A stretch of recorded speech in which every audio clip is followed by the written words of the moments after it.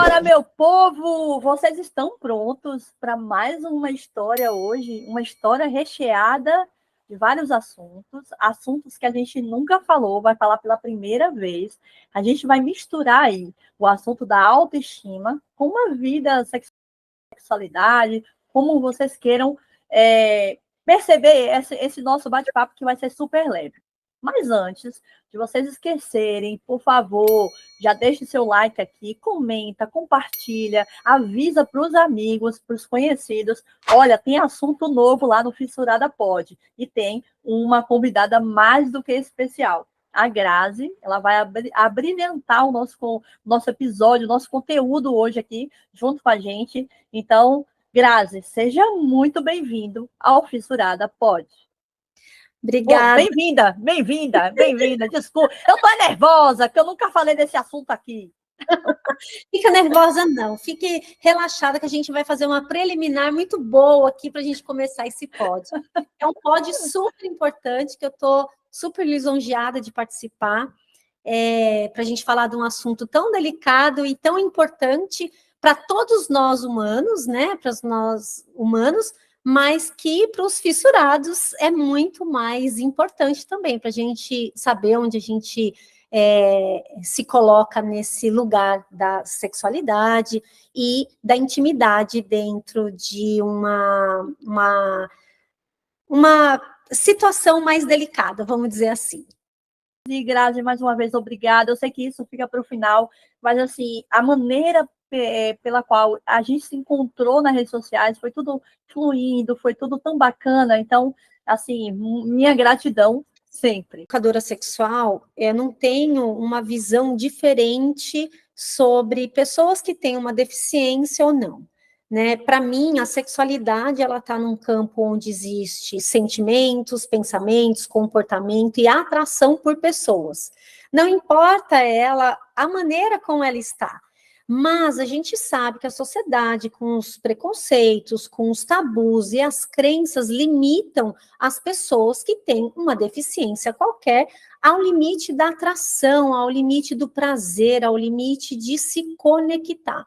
Então, como educadora sexual, eu acho que é importante a gente educar e reeducar tanto as pessoas que não têm uma deficiência, mas como as pessoas que estão passando pela deficiência, que é muito mais difícil, né? Então, as pessoas que têm a fissura, por exemplo, com a autoestima, ela sempre vai estar numa caixinha fechada para a sexualidade, para o prazer. Então, quem precisa cuidar disso, na minha visão, são os pais, em primeiro lugar. Mas esses pais também não sabem lidar também com a sua própria sexualidade. Como vai conseguir falar sobre sexualidade, prazer e bem-estar e saúde sexual, como a gente diz, para os seus filhos que são fissurados? Então, a gente precisa pensar que há pouco tempo a sexualidade e a deficiência, eles ganharam atenção recente, em 1970. A gente tem pouquíssimo tempo onde essas duas situações começaram a se bater, né? O deficiente, ele ficava num lugar ali de que ele não podia ter nenhum comportamento de desejo. Então, isso é um tabu. Isso é um tabu. Então, a gente ter, assim, tem várias situações. A gente sendo mulher, a gente tem o tabu de não ter o prazer. Se a gente é fissurada, tem o tabu de ser diferente para a sociedade, esteticamente, né? Porque você é um ser pensante, mas você também é um ser desejante. Opa! Né? Então, dificulta que a sua sexualidade esteja saudável para você viver uma vida e fazer encontros, terem os dates deliciosos, terem pessoas maravilhosas do seu lado que te desejem da forma que você é. Grazi, aí muita gente pode estar se perguntando assim, nossa, mas por que Rita trouxe esse assunto? A gente estava falando de histórias, relatos e tal. por isso mesmo, justamente por estar mais próximo do meu semelhante, eu tenho ouvido, eu não ouço as histórias somente, pessoal, aqui no podcast. Antes eu tenho toda uma prévia com a maioria de dos que passam por aqui. E a Uhum. gente conversa, alguns presencialmente, outros online. E num desses contatos, o que me chamou mais atenção foi que eu já tive questões em relação a mim, de não me Uhum. sentir desejada como mulher, nessa parte, né, de Uhum. atração, né? Então, porque eu me reduzia à fissura. E aí, isso nos bastidores ali, eu sempre, quando encontrava um fissurado, eu chegava e perguntava assim, porque as mulheres geralmente têm um pouco mais de receio, né? Então, eu perguntava para eles, meninos, assim, como que foi? Como é para você que na sociedade, que um homem que geralmente, né, vai ali tomar o partido para aquela pessoa que ele está interessado? A iniciativa, A né? iniciativa e tal. E aí, e a gente ainda tem ainda tinha, né? Agora as coisas estão mudando, mas ainda tinha aquele lugar de ficar ali para ser escolhida. Mas É, eles tinham que ir até a sua, cuidar. né? E aí eu perguntei, cara, em algum momento você sentiu inseguranças para chegar em uma pessoa, né, e tal? A maioria sim. E a maioria me contou que, aí aqui eu não quero estipular a idade, eu não quero levantar a bandeira de que a idade melhor para começar a iniciar a sua atividade sexual, não é sobre isso, mas Uhum. muitos me contaram que começaram a iniciar a sua vida sexual de forma tardia, porque Uhum. tinham medo, Uhum. receio de chegar na pessoa e a pessoa rejeitar. Então, Uhum. quando depois de várias tentativas, quando eles, assim, isso aí vem carregado de sofrimento, rejeição, sentimento ruim, Uhum. eles rompiam essa barreira e iam, e quando iam, muitas vezes as pessoas, a maioria, falavam assim, não, eu tô afim de você e tal, e a coisa acontecia. Aí eu falo, meu Deus, o quanto então a gente está sofrendo, então a gente precisa falar sobre esse assunto também. Uhum. Na questão dos garotos, vamos dizer assim, dos homens, né, Rita, a gente precisa colocar que há um peso para o homem do masculino dele, né, que ele vai à busca, ele vai à caça, naturalmente, vamos tirar, assim, o que está acontecendo hoje no mundo moderno, como que está acontecendo o comportamento das pessoas em relação a encontros, a dates, a homem e mulher. Mas vamos falar da coisa natural, que o homem, como você falou, que é aquele que tem que, né, dar o approach, né, fazer a chegada. E como que ele vai chegar lá com aquela fissura, né? Ele não sabe o que fazer, se a pessoa vai gostar dele, se vai ser rejeitado. E muitos desses homens também que têm às vezes a fissura ou outra deficiência, acabam procurando e iniciando a sua vida sexual com garotas de programa. E aí, isso fica muito mais complicado, porque ele nunca vai experimentar de verdade uma relação de primeira vez ou o desejo de primeira vez que seja saudável, né? Nunca tinha pensado nisso, Grazi. É, porque a saúde sexual, ela vem de vários comportamentos, né? Ela precisa acontecer o desejo, ela precisa acontecer a vontade, ela precisa reconhecer a sua sexualidade, ela precisa achar quem ela é. E aí, professorado, além de tudo isso, na fase de começar a sua atividade, né, de reconhecimento, ele tem que ainda lidar com a fissura. Né? Então, há uma situação que eu sempre vou falar, que é onde os pais desses fissurados precisam ajudar esses jovens a se colocar com uma autoestima de empoderar esses homens, esses garotos, a terem essa possibilidade de que eles são normais. Só que no decorrer do tempo, que acho que você muito bem pode falar, né? Você acho que já fez quantas cirurgias, Rita, até você se colocar num lugar que você fala assim, estou me aceitando para beijar. Ah, olha, assim, vamos colocar, eu parei de contar na 15ª, mas vamos Uhum. lá. Quando eu estava com meus 20 e poucos anos, eu já estava naquele lugar de Porque, assim, já saí para festas, imagina, Rita com 20 e poucos anos no Carnaval de Salvador. Você já ouviu falar sobre isso, né?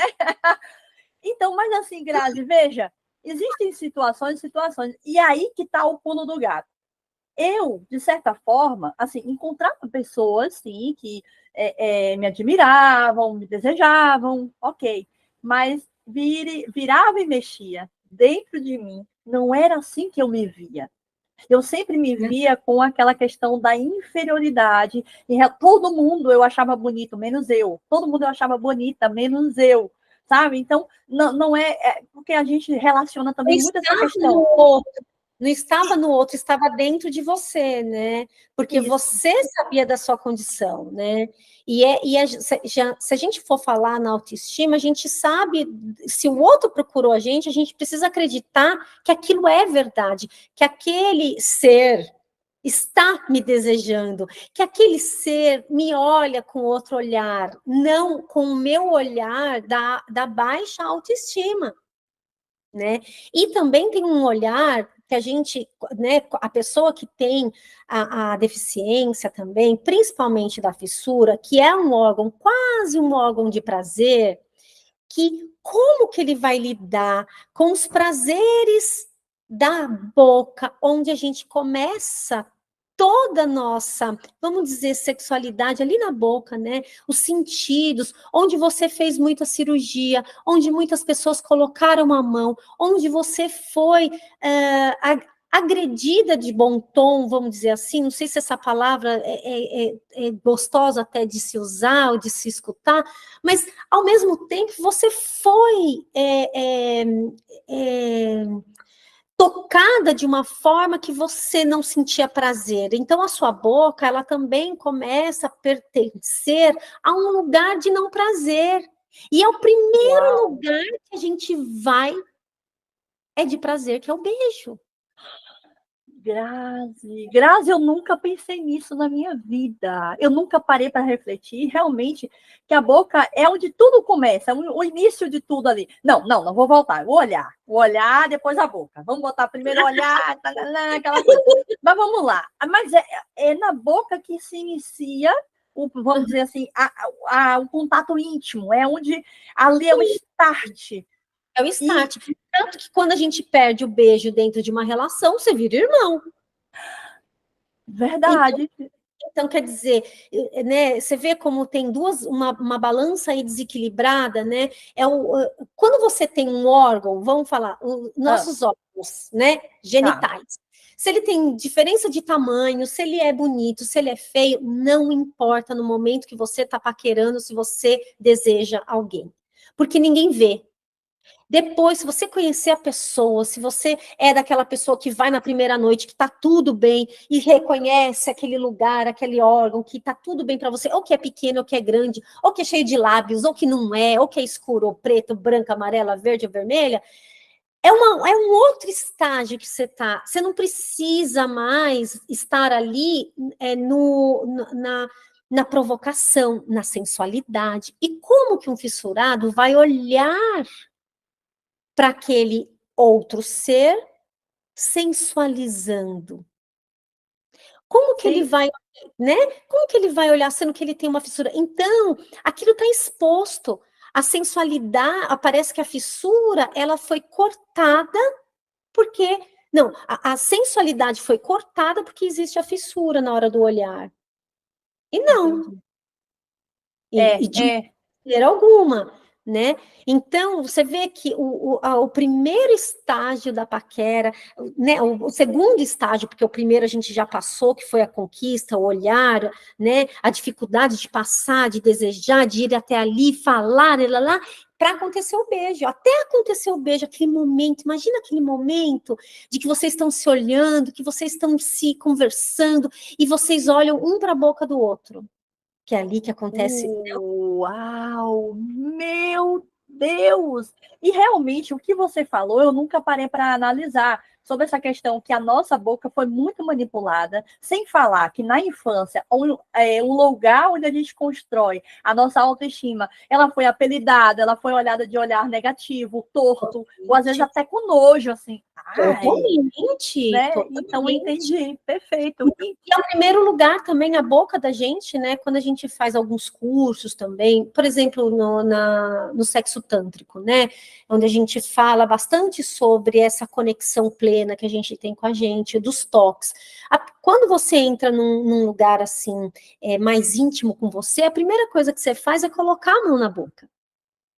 É o primeiro instinto, a gente nasceu com a mãozinha na boca. Quando a gente estava na barriga da nossa mãe, a gente estava com a mãozinha na boca. Tem alguns bebês que estão chupando, e é aonde a gente percebe as primeiras coisas, é na boca, quando a gente começa a se desenvolver, desenvolve primeiro aqui.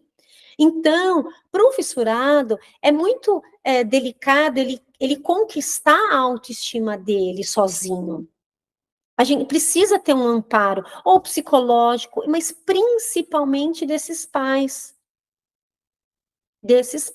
que precisam colocar eles num lugar de muita importância, porque os pais talvez não tenham noção do quanto isso vai desencadear dentro da sexualidade desses filhos. Pronto, perfeito. Então, pegando o seu gancho agora, realmente falando, quando eu falei assim, cara, eu vou chamar a Grazi, mas eu tô cheio de paz lá no meu perfil, que meu objetivo nem era esse, era estar falando com os fissurados e outros adultos também, né, com outras causas. E aí eu falei, cara, o que eu vou fazer? Falar disso e tal. E você me trazendo isso é uma resposta de que eu não estou totalmente enganada e que esse assunto ele tem que começar da base. E que essas pessoas precisam estarem aqui. Porque, como você falou, resgatando lá aquela sua primeira frase, a questão da deficiência, do inserir o deficiente ou a deficiência na sociedade é coisa muito nova. Assim como falar sobre sexo, sobre prazer, sobre autoestima. Virou um bololô que a gente... Né? Não, mas espera aí, Rita, eu faço sexo, e daí? Que assunto é esse? Calma, não é assim. Porque aí que está a questão. Veja, ó, eu estou desenvolvendo isso aqui agora, tá fora do script aqui. Desenvolve e a gente coloca aí para bater. E aí, assim, Grazi, a gente acha, nós humanos, né, animais, a gente acha, como na natureza, procriar, né, tem ali aquela relação íntima, e só o fato de estar fazendo uma relação íntima é porque eu sei fazer a relação íntima, sabe assim? Não, eu não tenho problema, Rita. Oxe, a minha fissura na boca, não tem nada a ver com ato sexual. Eu faço, e daí? Mas não é sobre isso, é sobre ter uma vida sexual, é sobre ter uma vida íntima, é sobre uma sexualidade com qualidade, porque a gente sabe que não é bem assim. Né? E uma coisa muito legal que a Grazi eu já vou concluir, Grazi, que a Grazi me trouxe no nosso bate-papo informal, ela falou assim, Rita, o meu nicho não são pessoas deficientes, mas existem pessoas que não são deficientes, que têm essa dor, tipo assim, eu quero ajustar a minha intimidade com a minha autoestima, porque eu não tenho. Imagina nós, então. Grazi. É uma questão assim, né? Quando a gente olha para a sexualidade de uma pessoa com deficiência e uma pessoa sem deficiência, os mesmos problemas existem, que é a autoestima. Então, mas ela é colocada em outros lugares, a autoestima ela é colocada em outros lugares. Às vezes uma pessoa é fissurada, mas ela tem uma inteligência incrível e que ela não nota que a inteligência dela pode transbordar a fissura dela. E que a sociedade, em primeiro lugar, quando se olha uma pessoa, ela vai fazer aquela pessoa ser desejada, né? Então, é isso que a gente fala. Só que a autoestima, ela tem vários lugares. Então, para um fissurado, ele vai, por mais inteligente que ele seja, a autoestima dele, se ele tiver baixa, ele vai ser colocado ali, na deficiência dele. Uma pessoa que a gente fala que não tem deficiência, que é uma menina, jovem, que está indo para o campo do amor agora, para o campo da sua sexualidade, se sentir, ser notada, também tem uma autoestima delicada para que ela consiga começar a vida dela. E ela não tem a fissura. Né? Então, eu tenho atendimentos de meninas com 20, 25 anos que não iniciaram ainda a sua vida sexual e nem, às vezes, as relacionais, e elas não têm fissura. Entende? Uau! Então, o que eu acho é que a gente não é que é passar por cima da fissura e achar que não é nada. Né? Para mim, que tenho um entendimento melhor, que sei lidar com as dificuldades e as deficiências, dependendo delas, porque eu não me deparei com deficiências, talvez, que sejam tão diferentes do que eu conheço, né? E humanamente falando, e que eu sei lidar com aquilo. Agora, para uma pessoa normal e que vê um fissurado, claro que vai ter uma falta de empatia. E a gente tem que ter um entendimento do outro que também não consegue entender a gente, que está fissurado. Entende? Porque do mesmo jeito que eu quero ser entendida como fissurada, eu também tenho que entender aquele que não tem a fissura e que também tem a ignorância. Perfeito. A ignorância do outro, ela é perdoada. A partir do momento que ele não é mais ignorante daquilo, aí a gente pensa, a gente vai perdoar ou não. Aí é outra coisa. É outra coisa. Entendi, Grazi. Então, assim, já falando, né, sobre essa questão de começar, eu tive ontem uma pergunta que me levaram lá no Instagram. Pergunta não, foi uma afirmação tal, de uma mulher que ela tinha muito medo de começar a sua vida, né, íntima, e o primeiro beijo da vida dela foi com 23 anos. Aqui, pessoal, mais uma vez, eu não estou querendo colocar padrões, porque com X anos é o ideal. Não é sobre isso. É sobre a dor. A gente está falando de uma mensagem de dor. Tipo, ela correu dessa situação até que, aos 23 anos, ela... E sabe lá Deus, ela não falou o relato como foi, se foi uma experiência boa, se não foi, né? Então, tem toda essa questão. A gente tem que falar. E uma coisa muito legal, assim, os pais não estão preparados, porque eles também não foram preparados. Não. E aí os avós não foram preparados, e daí são gerações, né? Mas, Rita, é por isso que é tão importante, né? Eu acho tão importante você ter esse pod aqui para falar sobre isso, e não só da fissura, como a situação que acontece com esse ser, mas sim das situações da vida cotidiana. E o que move um ser humano hoje? Amor e sexo. Desculpa. Olha. Amor e sexo. As suas emoções vão para onde? Para amor. Seja para sua família, para amigo ou para uma relação romântica. Sexo para você procriar, independente de qualquer coisa, é para procriar. Então, o ser humano se move como? Por emoções, amor e sexo. No sexo você reproduz, é maior energia, porque se ela não fosse maior, ela não faria outro ser humano, e as emoções para você se conectar, para você poder fazer filho, para você poder ter prazer, para você fazer o que você quiser. Então, eu acho que mais importante é a gente estar reeducando e educando pessoas dentro da sexualidade. Né? Hoje, a sexualidade quanto à deficiência, elas são campos minados, que a gente pisa quase que em ovos, senão a gente, né, aqui a gente precisa se bloquear para falar as palavras que a gente gostaria de falar. Quando você vai falar de deficiência, você também tem que tomar cuidado para você ver se você não vai usar uma palavra que vai magoar o outro. Quando você fala sobre a sexualidade do outro, se ele é gay, se ele não é gay, a gente também tem que tomar cuidado para como a gente vai falar a relação de gênero, para a gente não magoar o outro. Então, eu sempre digo, quando você está ignorante naquilo, busque saber, se reeduque, se eduque, mostre para os outros, como você está fazendo, Rita, que é possível você ter entendimento. Não precisa aceitar, mas você precisa saber, você precisa entender. E quando tiver no seu meio, você saber o que fazer. E principalmente a gente está aqui, e eu acho que os fissurados que estão escutando mais a gente, e os pais, e os tios, e irmãos desses fissurados, eu acho que é deixar muito claro que quem é o maior sofredor é o fissurado, não aquele que está por trás dele.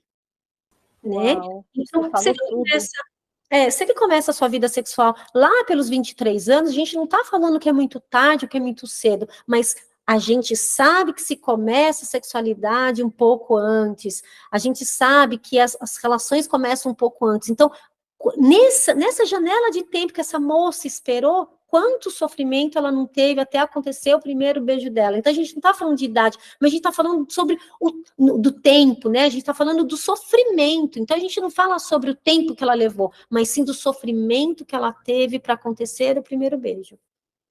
É verdade. E nesse ciclo da vida, nós somos afetados diretamente aí na fase escolar. Eu já fiz uma enquete, eu estava num grupo de fissurados, eu fiz quase uns 10 fissurados, e eu perguntei se eles tinham beijado na época da escola. Mais uma vez, não quero falar sobre período de idade, na época da escola, adolescência, né, e tal.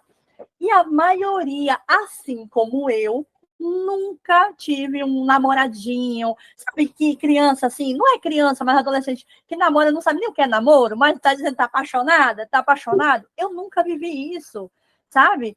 A minha filha de 5 anos veio essa semana, porque o colega quis beijar, eu tomei um choque, eu nunca vivi isso, aí eu fui explicar tudo para ela e tal. É uma coisa que a minha filha, vai acontecer com a minha filha, que eu nunca... Se eu não busco essa informação, trazer a Grazi aqui, estar mais perto de pessoas que realmente têm a validação, têm um estudo para isso, eu não saberia como lidar, eu ia ficar assim, ou senão ia cercear, ia botar um tabu na menina e ela ia crescer achando que aquilo ali fosse algo, né, culpa dela, sei lá. Mas olha só, Rita, mas independente se sua filha tem fissura ou não. Então, a educação sexual, a gente não leva, ela é mais delicada para quem tem a fissura, mas na hora que você colocou sua filha de 5 anos para uma situação dessa que ocorreu com ela, a gente fala sobre educação sexual, independente de ter fissura ou não. Né? E que a gente já vai estar estimulando a autoestima dela só de conversar, só dela poder falar para você. Com 5 anos, a menina é inocente, ela está falando sobre uma situação gostosinha que aconteceu e que a gente, como adulto, leva para a caixinha da sabedoria, coloca lá dentro para saber como que a gente vai responder para esse filho de 5 anos e como lidar com essa situação. Então, se ela fosse fissurada, por exemplo, o que aconteceria? Você ia ficar mais chocada ainda. Não é? Eu não vivi isso. Eu não vivi isso, minha filha está vivendo, que maravilhoso. Então, não existe o preconceito, então, da fissura, porque agora a gente está meio que curado desse preconceito, sabe? Mas aí você vê, a sua preocupação só foi com qual estrutura você vai dar de sexualidade, educação sexual para uma menina de 5 anos que teve essa sensação gostosinha de que tem uma paquerinha já na escola. É verdade. E aí, o que acontece? Aí você falando isso, eu vou fazer um paralelo com o bullying. Rita, que loucura é essa? Você está misturando bullying com isso aqui, com vida íntima? Calma. Olha só, se eu tenho Olha, ouçam, gente, com muita atenção, se não tem a ver isso aí que eu vou falar. Como a gente nasce com fissura, a gente sabe que a gente mexe com toda uma estrutura familiar, né? Cirurgias e tal, preocupação. Muitas das vezes, a gente sofria bullying na escola, a maioria sofre bullying, e eu não sei te falar assim, em números, quantas pessoas já falaram para mim, Rita, eu passava por aquilo e não queria levar para minha mãe, porque era um peso maior se eu levasse aquele sofrimento para ela. Agora, vamos lá, vamos fazer uma conexão com a vida aí íntima. Então, eu sou um pré-adolescente, os hormônios estão a todo vulcão, né? Os hormônios já estão ali estourando, e aí eu estou tentando me colocar, eu sei que tem o outro que me estranha. Nesse momento também, é um momento que a gente não é encorajado, né, a falar sobre isso, sobre é normal não ser desejado? É normal passar por isso? Ou me achar que eu não sou uma pessoa desejável? Aí a gente vai para um campo patológico, que são pessoas que não iniciam sua vida íntima, mas elas vão para o campo do exagero. Né? Uhum. Aí a gente fala sobre o quê? Sobre vício em filmes de conteúdo adulto e ficar viciado naquilo e sem procurar o mundo externo, sempre no virtual, que é muito mais fácil consumir e ter aquele alívio imediato. Então, eu queria muito trazer isso também, isso no campo masculino. E no campo feminino, a Grazi, eu vejo que quando a gente está nesse lugar de não se sentir a gente, né? A gente se coloca nessa caixinha de não sou desejada, pela minha aparência do rosto, aí eu vou para o campo da hipersexualização, desproporcionalidade, de exposição. É como se eu falasse assim, eu vou expor mais uma outra parte que eu acho que vai ser aceita, porque a parte do meu rosto não é aceita. Então, eu vou colocar para jogo mesmo, não estou nem aí. O que você acha? Eu tenho uma conexão, essa conexão faz sentido para você? Olha, Rita, eu acho que ela faz sentido até um certo ponto. Porque eu acho que independente, que eu sempre vou falar para você, eu acho que independente da menina, né, que ela coloca para jogo o peito e a bunda, vamos dizer assim, a gente precisa falar que hoje as meninas colocam peito e bunda, independente se ela tem fissura ou não. Porque elas precisam ser validadas de um modo sensual, sexual, para elas poderem fazerem parte de um mundo onde ela vai ser desejada. Então, para elas serem desejadas, uma mulher ainda que tenha ainda poucos conhecimentos, não tenha tanta educação, que está sendo jorrada, essas meninas estão sendo jorradas pela internet, elas estão colocando para jogo seus corpos. Então, a hipersexualização das suas roupas e tudo mais, eu acho que nem me assusta tanto quanto a verbalização dos seus corpos, quando elas falam sobre a sexualidade de um modo diferente, onde elas perdem a virgindade, que não vaginal, mas sim diferente, para dizer ainda que estão virgem. Então, tem muitas outras coisas a mais do que esse corpo sexualizado, sabe? De você se vestir. Eu acho que o mais importante a gente notar nesses adolescentes que estão começando agora, que estão com fissuras e tudo, é procurar sempre informação de como você quer ser, de como você se sente. Se você peguei minha fissura, catei ela aqui, na minha mão, quando eu olho para ela, o que eu sinto? Ai, sinto angústia. Então tá, então vamos tratar essa angústia para eu poder ser quem eu devo ser.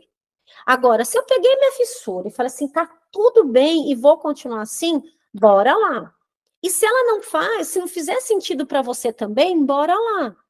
E por quê? Porque quando vocês, Rita, que tem a fissura, começa a sair das cirurgias de vocês, é um momento que vocês já estão moços, vocês já estão grandes também, né?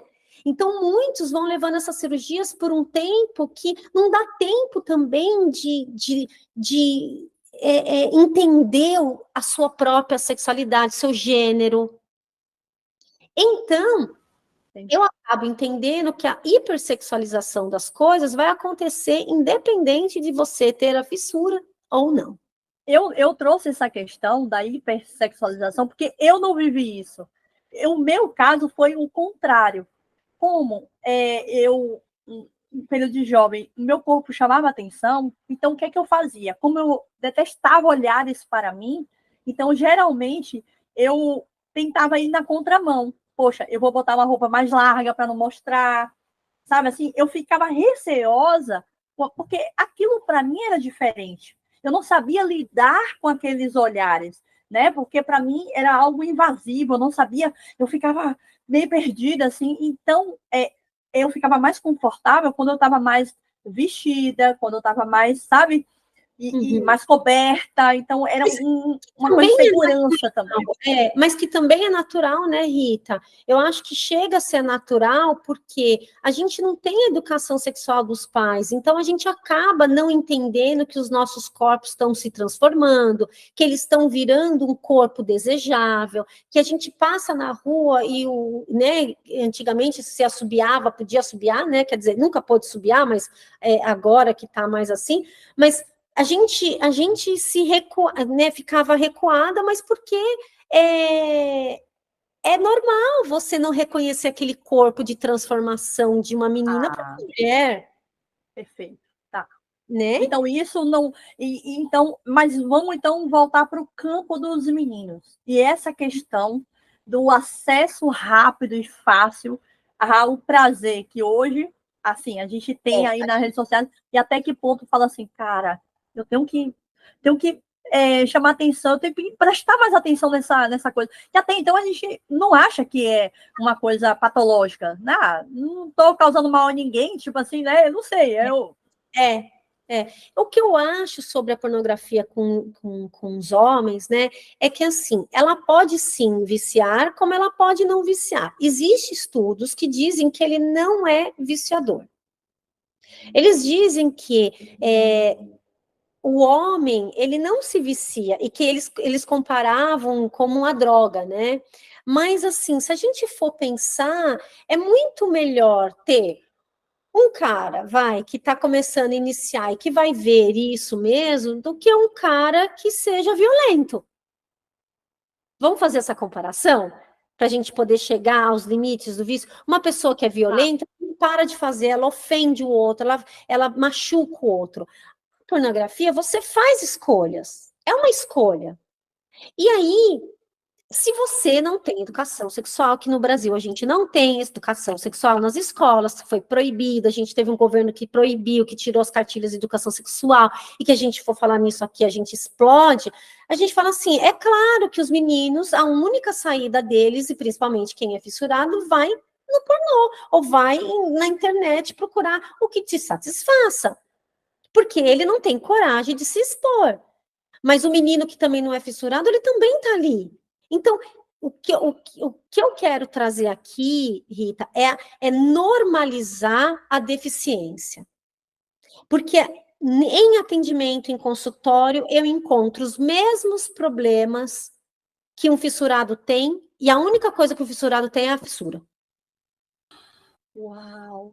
Entende? Então, assim, a questão é que é tão estético, né? Claro que tem pessoas que são fissuradas, que têm audição diferente, tem o jeito de falar diferente, tem uma dificuldade de síndromes. A gente sabe que existe, não é tão simples assim. Mas eu digo, na simplicidade da fissura, eu acho que a gente precisa lidar com mais naturalidade para que as questões não fiquem só colocadas dentro da fissura. Porque como um adolescente no seu crescimento, ele vai ter as mesmas dificuldades com fissura ou sem. Maravilha, isso é muito bom você falar, porque a gente acha que tudo é a fissura. Assim, tem fases na vida que a gente acha que deu errado, é a fissura. Não me quis, me rejeitou. Às vezes não teve compatibilidade ali, né? As pessoas... não, foi a fissura, foi minha cicatriz. Foi... Mas é muito bom você trazer isso pra gente ver assim, tá vendo? Não é só...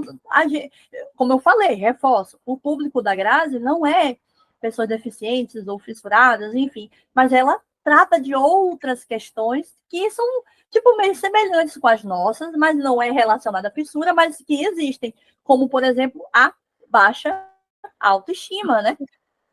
E a autoestima é ela que eleva você para tudo que você necessita na vida, para você ter um bom emprego, para você começar uma amizade, para você falar com respeito com seus pais, para você respeitar o outro. A autoestima te leva para todos os campos, né? Ele que faz você ter todos os campos. Então, e a sua saúde sexual é também colocada como uma das prioridades também na sua saúde, que existe, que eu falo que são os 4 guardiões, né? Então, é a saúde mental e emocional, a saúde nutricional, a saúde física, que está englobado nesses 3, os seus hormônios, que se estão saudáveis, a sua higiene, se você está mantendo higiene adequada, e se você está regulada no seu movimento de corpo, no seu sono e no seu mindfulness, que você tenha presença no que você faz, o que você não faz. Esses 3 guardiões, eles são necessários na vida, como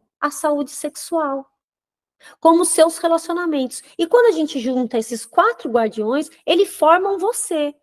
Tanto que a Organização Mundial de Saúde coloca a sexualidade como uma das saúdes importantes também. Ela faz conexão com todas as outras saúdes. Então, se você não tanto faz para a sua saúde sexual agora, presta atenção, porque ela vai fazer parte de você a vida toda. Uau. Independente de você escolher ser assexuado ou não, ela vai fazer parte da sua vida todinha. Então, é melhor você começar a entender a sua sexualidade, entender a sua vida sexual, entender a sua saúde sexual, porque pode ser que você queira ser pai, pode ser que você queira ser mãe, pode ser que você não queira, mas está baseado dentro da sua saúde sexual. Então, a saúde sexual, ela é prevenção, ela é fertilidade, ela é a gravidez, ela é o prazer, ela está englobada em várias situações. Então, nesse momento, então vamos pegar uma criança, ela está se desenvolvendo, ela não vai pensando na sua sexualidade, mas ela vai pensando qual que é o seu gênero, depois ela vai para a adolescência, ela vai experimentando os primeiros prazeres, vai entendendo, depois ela vai para a fase adulta, ela já começa a ter os seus prazeres, entender como que ela funciona, ela vai querer ser pai ou mãe ou não, ela vai fazer escolhas, e depois para a mulher ela tem a sua menopausa, ela vai ver como que ela funciona dentro da sexualidade, se ela vai acabar a vida sexual dela ali ou não, os homens na andropausa, onde a força deles, né, erétil já não vai funcionar tão bem, e aí depois continua, isso vai, assim, quando você terminar a sua vida sexual, vamos dizer assim, vai, com 90 anos, se a gente for falar, então você vai ficar com ela a vida inteira, então trata dela rápido. É verdade, é verdade. E a gente não pensa realmente, né? A gente acha que o simples fato de ter essa vida, essa intimidade, já basta. Ah, eu tenho uma intimidade. Às vezes eu acho que a gente reduz a sexualidade em ter ou não ter. Eu acho que é quando a gente se preocupa. Ah, se você não tem, tem alguma coisa. Se tem, ou tem demais, né? O pessoal ainda... Menina, você tem... Ai, Rita, você falou uma coisa super importante, que isso serve para todos nós, independente, que é isso mesmo. Eu acho que você falou uma coisa muito, muito simples, mas muito profunda, que é a sexualidade. Ou você tem ou você não tem, tá tudo bem. Então vamos falar sobre se tem ou não tem, e aí a gente resolve. Mas quando você tem várias questões dentro. Se a gente for falar, tem tantas urgências ocultas dentro da própria sexualidade. Se a gente for falar de libido, de uma mulher com 30 anos, por exemplo, que está na sua flor da idade, na sexualidade, que está querendo fazer um ticaracateca para poder engravidar, que está querendo encontrar um amante delicioso para ela poder ter filhos, procriar, ou um amante para ela ser feliz a vida toda sem filhos. Mas é um momento que os hormônios estão ali borbulhando, né? Só que aí ela está com a libido baixa. Aí dentro da libido, aí tem o quê? O estresse do dia a dia, o patrão que xingou ela, que falou alguma besteira, ela ganhou pouco porque ela fez menos hora extra, depois ela foi na feira, comprou um saco de batata, a batata estava muito cara, depois ela chegou em casa, o marido dela não lavou a louça, aí, então ela foi estressando, a libido dela foi diminuindo. Ou uma mulher com essa idade que está tomando um antidepressivo, ou uma mulher com essa idade que enfrentou uma cirurgia, a gente não sabe. Então, você vê que dentro da sexualidade não é fazer ou não fazer. Você colocou um ponto muito legal. Mas dentro da sexualidade será o que está legal para você e o que não está. E que se não tiver legal, é importante você procurar ajuda. Porque as angústias dentro da sexualidade, elas não desenvolvem você em outros campos da vida, seja ele profissional, pessoal, relacional. Ô, Grazi, e tem outra questão também aqui que eu vejo. A sexualidade, ela é meio assim, né? Uma hora ela tem um lado que ela é individual, Uhum, mas com esse padrão, né, de ter os parceiros, a parceira, enfim, ela também não é só individual, ela é também uma coisa compartilhada. Então, primeiro, como você falou, essa questão de olhar para a minha saúde como um todo, né, uhum, nessa intimidade, e depois que a gente checar, dar o checklist, ainda tem isso.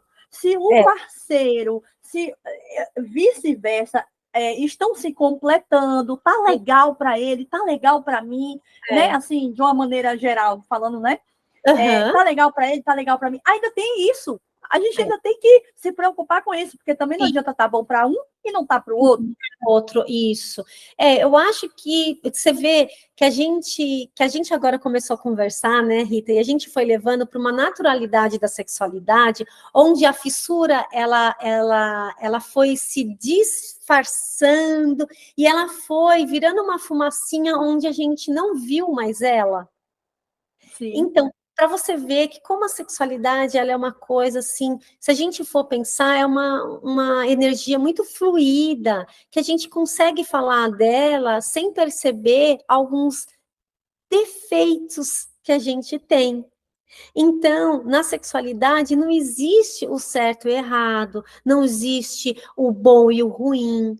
Então, a gente pode levar isso para as pessoas que têm fissura, que não ficarem pensando que quando elas forem iniciar, ou que na sua sexualidade, a fissura ela seja uma coisa tão presente.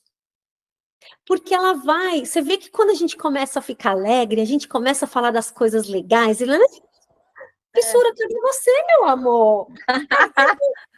Fiota, ela não existe. Por quê? Porque tem coisas tão prazerosas que a gente vai desmanchando no decorrer das coisas boas. E isso traduzindo para as relações, quando você tiver ali na paquera, tiver num ambiente onde você vai ser paquerado e você tem um pouco de vergonha, bota a cara para bater. É só assim que a gente vai experimentar, né? Se vai dar certo ou não. É, deixa o outro te desejar. Se a pessoa falou que gostou, deixa ela sentir que ela gostou. Não se sinta não gostada. A gente fala de autoestima, a gente parece que é aquela filosofia da positividade tóxica. Porque é Uhum, tão profundo que eu acho que a gente, né, a gente encontra maneiras e maneiras para estar falando. Autoestima, por muito tempo, eu achei que era me arrumar. não. Tanto que quando eu fui para as redes sociais falar que eu não me amava, que eu não gostava de mim, que eu achava que no final do tratamento, quando acabasse, encerrasse as cirurgias, eu ia me amar, e isso não aconteceu. Muita Aham, gente do meu convívio falou: eita, mas espera aí, você se maquiar, você... calma, sim, eu sou funcional. Mas aham. dentro da minha cabeça eu invalidava o elogio, enfim. E aqui Sim, eu, né? E aqui eu queria trazer essa questão assim, gente, autoestima não positividade tóxica. É claro que a Grazi, a gente acorda, tem dias que a gente fala só pela misericórdia, meu Deus.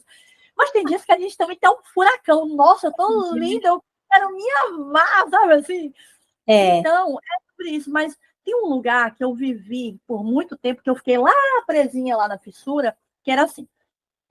Quando eu estava com um parceiro, um namorado à época, passasse uma mulher muito bonita, e assim, automaticamente, eu sei que homens e mulheres olham para uma mulher bonita, um homem Sim, bonito, não com sim. olhar de desejo, mas a minha cabeça, aquele olhar de inferioridade, era como se ele, naquela hora, por acompanhar aquela pessoa andando, ele estava invalidando a mim.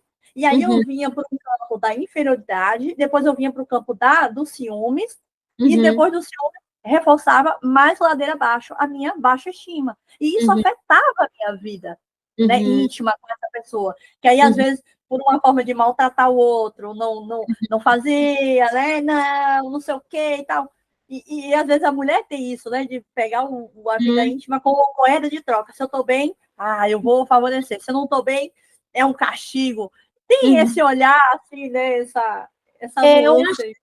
Eu acho, assim, Rita, que quando a gente está com um parceiro, né, e ele olha para o lado com um olhar de desejo ou não desejo, né, desculpa, mas já ferrou toda a situação. Eu acho que aí coloca a gente num lugar de inferioridade mesmo, onde a gente não está sendo cabível naquele espaço, né? O olhar que a gente olha para o outro, a gente precisa saber olhar, não que a gente não vai olhar, mas a gente precisa saber olhar para que o outro não fique desconfortável, né? Porque a gente não é humano perfeito, então a gente vai olhar o que é bonito ou aquilo que atrai a gente. E a gente só olha com um olhar de desejo. Desculpa, gente, se a gente olha para um homem bonito, a gente vai olhar com desejo. Se um homem olha para uma mulher bonita, ele vai olhar com um olhar de desejo. Então, se é notável esse olhar, é porque eu me senti inferiorizada, sim, porque aquela situação é constrangedora, independente da fissura. Então, é aquele lugar e é o outro que está fazendo aquela ação que vamos dizer assim, a palavra eu não posso falar aqui, mas é um fígado, né? E se for também. Então, eu acho que a gente sim se sente inferiorizada, a gente se sente num lugar onde a gente não faz, não pertence, que é o não bonito, e aí isso pode levar, sim, à sua relação, causando as sensações de inferioridade e autoestima. Mas, quando a gente se entende, tem uma autoestima trabalhada interiormente, a gente nunca vai estar do lado das pessoas que olham para o lado. Uau! Não é? Falou! É isso mesmo, Grazi. Faz todo sentido, porque a gente só vai. É o senso de merecimento, e isso é autoestima. Eu mereço estar ao lado de uma pessoa que me valorize, uma pessoa que, né, respeite a minha presença. Sim, que sinta a minha presença, que respeite a minha presença, né? Isso é não muito que, legal. Né, meu namorado não olhe, né? Meu namorado, por exemplo, é gringo. Quando a gente vai para o Brasil, ele fica enlouquecido. Eu falei, então usa óculos escuro, pelo amor de Deus. É verdade. Ô, Grazi, a gente já está quase chegando ao final. Eu espero que tenha sido importante para você esse momento assim. Eu sei que a gente fugiu um pouquinho do seu, né, do seu, digo assim, do seu público, né? Mas eu me sinto tão feliz quando a gente bateu um papo, aí você falou assim, olha, Rita, eu estava estudando, estava vendo o universo aí dos fissurados, e que bacana, e é esse o nosso objetivo, realmente é apresentar a fissura, dizer que ela existe para outras realidades. Eu tenho certeza que esse bate-papo aqui, ele enriqueceu, ele ligou um alerta assim, tipo, eu tenho que resolver essa questão aqui, hein? Tenho que procurar. Eu queria dizer assim, hoje, se essa pessoa que está nos assistindo, está ouvindo esse podcast, falasse assim, cara, eu quero dar um passo adiante, eu quero ver esse negócio da autoestima está ligada com a sexualidade ou com a vida sexual, seja como ela quiser. Amorosa, né? Amorosa, como que ela faz para chegar a ter acesso às suas orientações? Fala para a gente. Aí. Tá. Então, meu trabalho funciona como, Rita? Eu trabalho com atendimentos, tem um atendimento de uma imersão, a gente faz 3 sessões, quando é uma imersão, quando a gente vê no primeiro instante qual que é a necessidade desse cliente, né? E aí a gente trabalha essa questão de angústia. A gente não mexe com o passado, a gente só mexe com a angústia que está colocando ali naquele lugar. Então a gente trata muito rápido. É um pai e pum, a gente resolve aquela situação. Ou um direcionamento, uma sessão única que a gente fala sobre a questão e eu direciono essa pessoa para algum lugar. E também o protocolo, que principalmente para as mulheres que querem ter uma sexualidade mais menos sacrificada, vamos dizer assim, ou curar alguma coisa, também tem um protocolo que ele dura 28 dias. E para os homens também não tem problema. Cada homem pode me procurar, que a gente vai fazer imersão ou direcionamento. tá? E pode me procurar ou nas redes sociais, ou Como te acha? eu, Grazi Magliano, lá nas redes sociais, pode me seguir, vai ser um prazer atender vocês, vai ser um prazer a gente poder conversar sobre isso. Para mim também foi um prazer estar aqui falando sobre sexualidade e deficiência, Rita, foi um prazer imenso.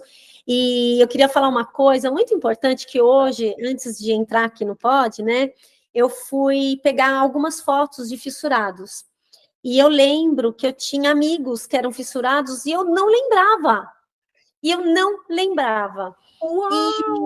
E aí eu fiquei lembrando do rosto dele, fiquei lembrando das pessoas que eu conheci fissuradas, porque eu fui comissária de bordo e eu fazia um voo que era para Bauru, em São Paulo, e que se tratava de fissurados, né? Verdade, E que a gente recebia que é o hospital, o maior hospital que trata fissurados, né, em Bauru.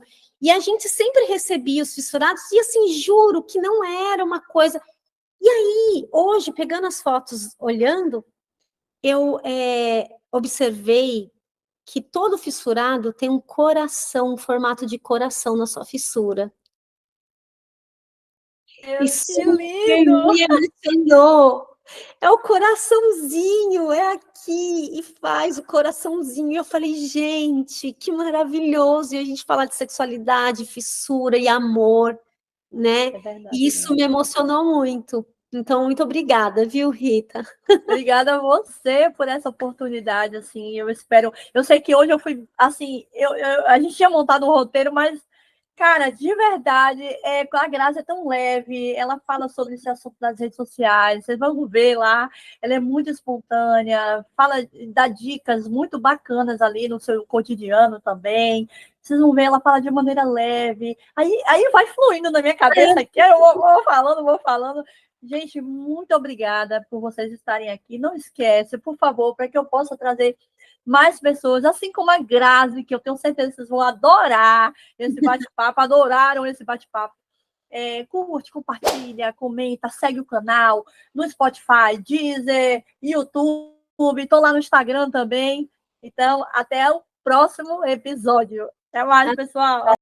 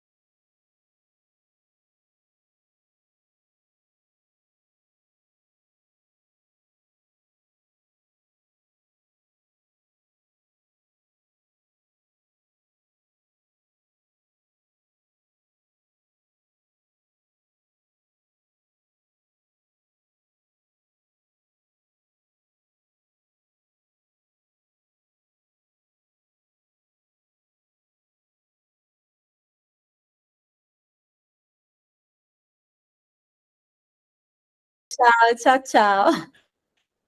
Não desliga, não. Calma. O que é que eu preciso fazer? Eu esqueci de pedir para você se apresentar. Então, o que é que eu vou fazer? Agora, eu vou cortar e botar lá para frente. Não posso deixar de seu currículo aqui, mulher. Eu lembrei depois também. Eu ia Aí, ó. sem você falar, mas eu falei assim, vamos correr, vamos correr. Então vai. Vamos. 1, 2, 3 E Grazi, fala pra gente aqui, se apresente, fale quais são as suas habilidades, o que a gente espera aí da Grazi, por favor. Eu sou a Grazi Magliano, eu sou educadora sexual, formada pela Master Love.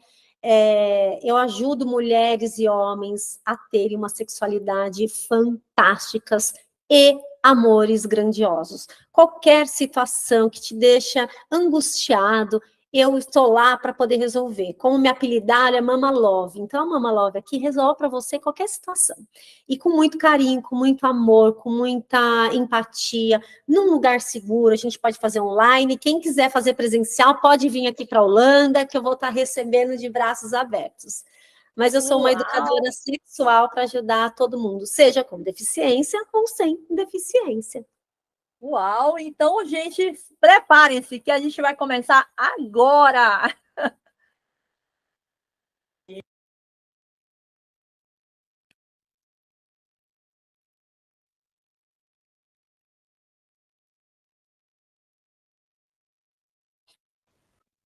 Cortei o final, foi? O fundo? Oh, meu Deus! Não, aí, assim, eu vou emendar lá e depois, né?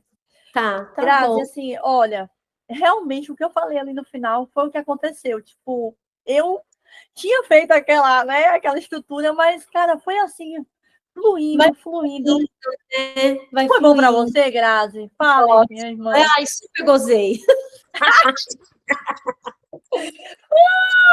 Não, eu vou. Aí no finalzinho do podcast, sempre eu faço assim, né? Eu filmo, eu tiro o fone, fica para você eu falar, gente, acabei de gravar com a Grazi. E aí, Grazi? E aí, você gostou aí? Só um recado assim, tipo assim, convidando o pessoal para assistir quando lançar e tal. Tá. Mas você super ficou. Você acha que ficou faltando algo? Porque senão a gente já emenda aqui. Não, eu acho que tá tudo bem. Eu acho que tá tudo ótimo. A gente fluiu para fissura, depois você viu que ela desconectou ela dela. desconectou, mas ela foi muito suave. Depois eu peguei e falei assim, vamos voltar e vamos. Mas foi muito maravilhoso, Rita, muito maravilhoso. Porque a gente não pode, né, assim também levar. Não precisa ser engessado, né? Eu acho que não precisou ser engessado, né, Rita? Acho que tá tudo bem. Não, e o importante assim, é trazer a Grazi, né? Uhum. Dar a oportunidade para eles conhecerem assim como é o seu tom de voz, você e tal, para que gere essa conexão de falar assim, pô, você vai entrar num assunto sensível, né? Então a gente precisa se sentir acolhida minimamente, mas se eu não tenho esse acesso a você aqui, cara, e no nosso bate-papo eu não lembrava de você ter falado dos pais. Cara, foi tão importante você falar aquilo dos pais. Nossa, tão foi importante. Mas eu acho que no nosso bate-papo a gente não falou, Rita. Não, mas isso, começa lá. Começa lá. Meus pais não conversaram comigo sobre. Imagina. A gente vai e tá fazendo certo. Total. Imagina. Eu gravei a gente aqui também, ó. Eu gravei. Eu vou te mandar o drive, viu? Aí você pode cortar. Eu vou fazer a edição, colocar seu nome, colocar o nome do Instagram, tudo bonitinho ali, tá? Tá. Vamos tirar uma foto? Bora. Vai. Pronto. Vou te mandar também. Tá. Rita, e foi bom para você também? Você achou que direcionamos uma besteira? Cara, não foi bom, não. Foi melhor do que eu esperava. Porque você trouxe esses elementos aí sobre. Eu achei que a gente fosse ficar na fissura, porque eu fiquei meio assim, pautada naquelas mensagens que me mandaram. Mas aí você trouxe a questão dos pais, aí ali minha cabeça já explodiu. E quando você desconectou, né? É isso aí que eu tenho.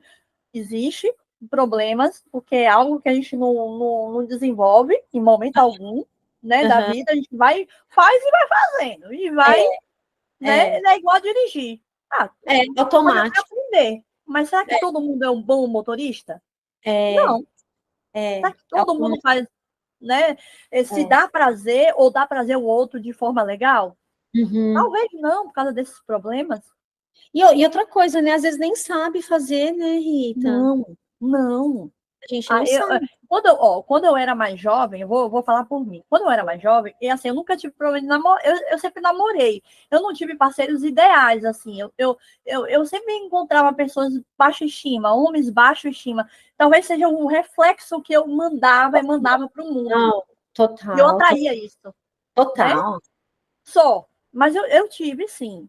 Aí eu lembro, teve uma fase na minha juventude, muito o orgasmo, muito, né? E depois, com o último parceiro, que é o pai da minha filha, eu digo que ele foi o melhor homem que eu já tive, assim, a gente não deu certo por questões realmente de, né, ele não tá preparado e tal, financeiramente, mas fora isso, foi um homem, assim, sabe? E ali eu vi que eu tinha relações com ele, mas eu sentia prazer mesmo. E quanto mais velha estou, mais. Sabe o que você faz com realmente prazer? Não faz por obrigação, ou porque tem que cumprir uma tabelinha ali e tal. Não, é desejo, é vontade. Não sei o que é, é os hormônios. Eu achei que ia baixar, mas o negócio tá aumentando. 41 anos, minha filha, às vezes eu pego fogo. Falo, meu Deus do céu, valeu Jesus. Que delícia! Ai, O muita fogo saúde! isso lá. Ainda bem que não tá gravando. Ah, deixa eu parar de gravar, valeu-me, Jesus! Fazer um corte do live, vou parar de gravar. Ai, ai. Parar, parei agora, transmissão. Meu Deus, loucona. Meu Deus. Ai, gente. Sou dessas, viu?